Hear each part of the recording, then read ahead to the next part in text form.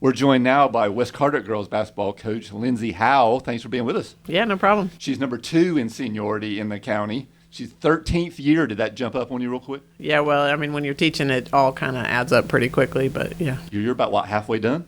Pretty close, yeah. This is my 17th year teaching. So. Okay. Mm-hmm. So you didn't coach right away when you started? I worked 1 year in Mount Airy and did the JV coaching there, and then I was here for a couple of years with Mark Mansfield as the head coach, and I was the assistant coach. All right. But the goal with all of that was that I would take over the head coaching position. Gotcha. So. And you got a 6-year stint, took off 2 to have a kid, and this is a 7-year stint. That's right. Yeah. Yeah. Well, tell us about the Patriots, who are 3-time defending Coastal Conference champions. How are they looking? They are looking like the most experienced team. I've been coached for quite a while. Everybody on the team, for the most part, has played 2 or 3, or some of them, this is their 4th year because they came up as freshmen.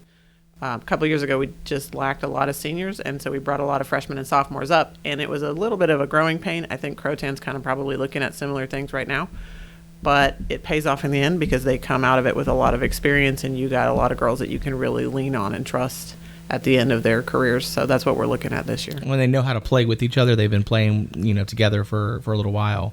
Yeah. So you would think that hopefully some chemistry, some AAU, rec league, all that kind of jazz. I mean, they are teenage girls, so you never know what you're going to get. But yeah, no, they do know they can read each other a lot better. The passes are a lot sharper. There's a lot more ball movement, all of that kind of stuff. So yeah, because they've been playing together, they kind of know what's going on.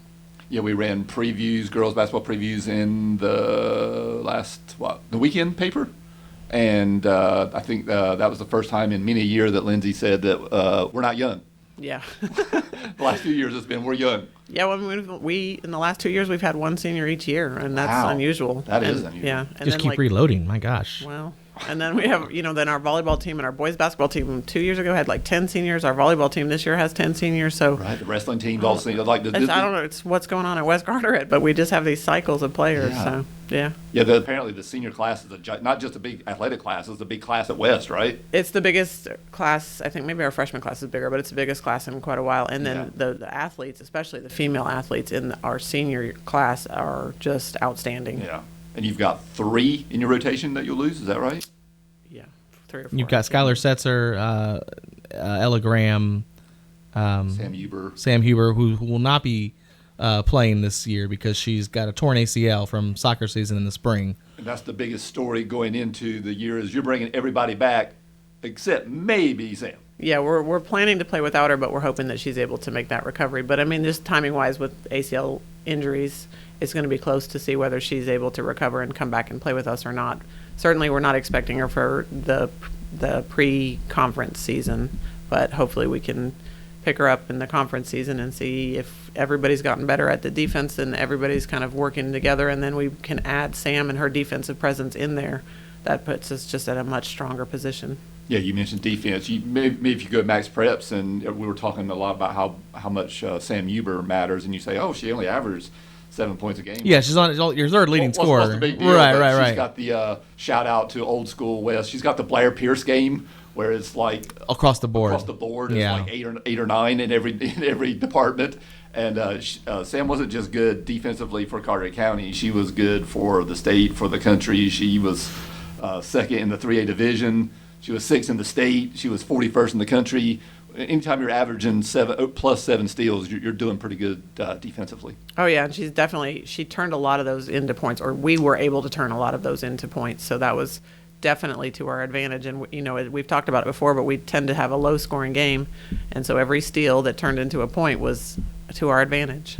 Yeah. Varsity girls basketball, every point is crucial, and you're turning easy buckets from half-court steals into layups. You'll take as many as those as you can get, right? Yeah, and her freshman year, she got the same number of steals, but the layups didn't always happen on the other end. And then as she got better, as she got older, as she got more experience, those started turning into points, or they started turning into the right pass to get the points. And we're going to definitely miss that. We're having to learn how to play defense without her. And that's a little change. And you mentioned in the preview that these other girls, without her, obviously is not a good thing, but to the bright side is maybe these other girls are going to realize, we've really got to step up our games and really play some tough defense. Yeah, that's what we're hoping. And then if we are able to get her back, then we're that much stronger defensively because everybody's defensive game has gotten a little better, and then you add Sam into that, and you're putting yourself in a position to do really well. Got a real good 3-guard lineup: Skylar Setzer, Cheyenne Jones, Addie Pavey. That any of them are kind of interchangeable, can run the point, can play off the ball, can shoot. Gives you a lot of versatility. I'm hoping that this can be one of those situations where on any given night we might have a slightly different leading scorer. And that makes us a much harder team to guard because they can't focus in on one player. That also shows a lot about like the way that we play together. So that's the kind of mentality that we're hoping to build with these girls, is that we just need to make sure West Carteret wins, whether that's because Sky scored a lot of points or Cheyenne or whoever has a good night, Ella Graham, Ella Holmes. We want to make sure that we're winning regardless of who's scoring those points. And that is something that comes with some of that experience, is that in any given night, any of those girls can pick up and have a great game. You touched on the expectations there earlier about the 4 straight conference championships, looking for that 4th one. Y'all are coming off a 14-9 season, went 9-1 in the conference. You look at the previous 3 seasons, and they're all a little bit different, right? That first year you won 21 games that season.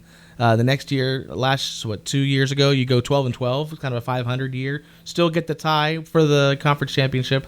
Last year, a little bit more traditional, go 9-1. And what do you think this year looks like? Do you think is going to be? I mean, there were a lot of close games. 7 to 3 years at 9-1. Yeah. I mean, well, you look back to it, especially last year, and a lot of these. You looked it up earlier. 12 of 21 games were single digits. 13 games were single digits that they played in last year. Do you feel like that's going to be the case this year, where they're going to have to buckle down and close out close contests?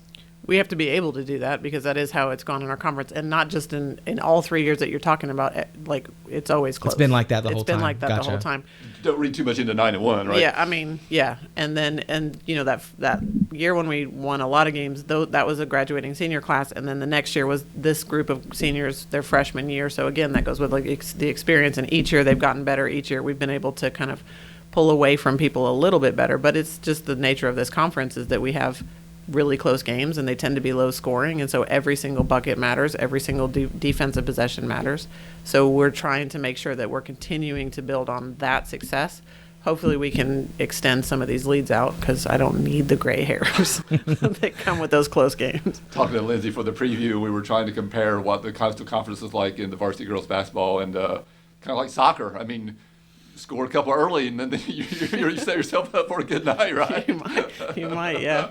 I mean, if you're if it's a 30-point game, that's 10 to 15 buckets. Yeah. I mean, depends on how you get those points, but and if you include free throws, that's not a lot of buckets. So if you miss a couple of defensive possessions, you put yourself in a position to lose a game, and that's not where we want to be. So we want to work on extending those leads and making our offense a little bit more fluid. Yeah, kind of remarkable that out of 23 games, 13 were single digits. And of the 13 that were single digits, all but 2 of those were a 2-possession game. Wow. Yeah. That's how we play. And last year, I talked to Lindsey after a game. I said, well, tell me about that one. And she goes, the big sigh of relief. Well, I mean, it's like we survived. It's nerve-wracking, right? And I mean, it is helpful at least that you've got a senior guard like Skylar and some other guards in there that are going to make smart decisions down the stretch with the ball, not turning it over, and hopefully putting people in position to make the plays. Yeah, those guards really matter. I mean, post players matter the whole time. I will never say otherwise, because I'm at 6'6", I'm the post player. That's the bias. That's where, like, Corey Noe is a guard first coach, and I'm a post first coach. So we kind of jokingly knock heads about that, but those guards matter tremendously in those close games, and the amount of grit and the amount of how calm they can be in those situations, like that makes the difference if you're looking at a 2 or 3 point game. Now, what was your assistant's name again? Corey Noe. We know that guy. I've heard of that guy? name. Fan of the podcast. Shout out to Corey Noe and wife Brittany, who brought in Hallie Kate Noe this morning. 7 pounds, 14 ounces. Congratulations. Wow. Good going, guys. That first baby. Mm. He won't be there tonight, I'm assuming, for no. Havelock at West Carteret. Selfishly, he decided not to. What a jerk. Selfishly, he decided that this was not the right time for him to show up for the game. So. Fair, super fair. Mentioned the 3-guard lineup, but again, 2 good post players in Ella Graham and Ella Holmes. Do you consider her a post player? She's kind of a forward post. Yeah, she's a swing player, yeah. And then Nevaeh Giosi's working on her. She's been working on her outside shooting and that kind of thing. She's one of our post players.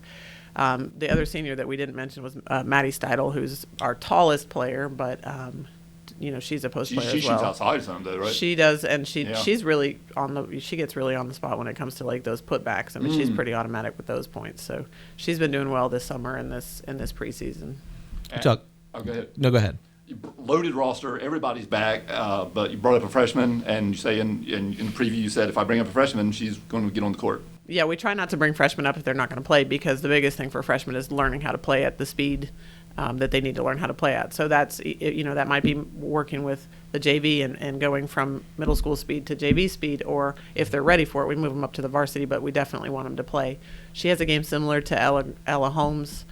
She's a little thinner than Ella Holmes, but it's the same kind of aggressive swing player. She can shoot outside. She can drive pretty well. So we're going to see what she can bring to the table. But so far, we've been super impressed with her, and she's done everything we've asked of her. Gracie Kruger, we're talking about. Yeah. You talked about conference earlier and what that race looks like for West Carteret to win a fourth straight. On paper, it's hard not to look at one particular school as the one that could take that away. Croatan, on paper, has a pretty good roster. You mentioned that these games are close. Add to that, it's a county rival. These girls, they may play on the same teams growing up for rec or travel ball, and they know each other. They want to beat each other. And the last game of the year is going to be against Croatan at home. Heck, you play Swansboro the second to last game. So coming down the stretch, it'll be really interesting. This should make for some good matchups. Let's hope so. I mean, I would like to be in control of it at that point. Sure. But that's not how my luck runs. So yeah, we'll see how it goes. A 3-game lead or something with a couple games left. Wouldn't that be nice? I mean, it would be, wouldn't it? But I'm hoping, again, that the experience that we have is what really kind of sets the tone for us this year. And these girls, their goal is to win and be able to walk away from it, these seniors, and say that every year that they were on the varsity team, they were able to solidify or to bring home that conference championship. So that's their goal when they're leaving here. Joining the 79 to 82 group. Lots of positivity around the Patriots. 3 in a row, going for 4 in a row. Lots of girls back. If there's any negativity around the Patriots, is every preseason Lindsey Howell says, I want to do something in the playoffs. Got to the third round in 2022. But other than that, it's been tough going in the playoffs for the Patriots. And you said that's where I want to start making a mark. That's what I'd like to see. I mean, that 2022 team really outperformed their expectations. And we don't live in a powerhouse area for basketball. Like, this part of the state is not. I mean, and we kind of saw that with football too. Like, you can win here, but then when you get outside of this area, you tend not to win as many games. But not like our country club sports do okay, but the other sports tend to suffer a little bit, and we'd like to try to turn that on its head and be able to play outside of the bubble that is Eastern North Carolina. So we'll see how it goes. I mean, they have the experience to do it, they have the drive to do it, but we've got to put it all together. It'd be great if realignment introduces more of like a regional approach, and you could end up playing more teams outside of this little, whatever your conference is or whatever the teams you normally play during non-conference, and kind of branch out and give the girls some experience playing programs that may otherwise not have room on their schedule to pencil you in. Are y'all playing in any tournaments this year? We're going to play at a tournament in South Lenore, but I'm not sure who we're playing, so I haven't seen the schedule yet. We're recording this on a Tuesday. Patriots begin the season tonight at home versus Havelock. Good luck, and we'll see you out there. Yeah, appreciate it. Thanks, Coach. Thanks.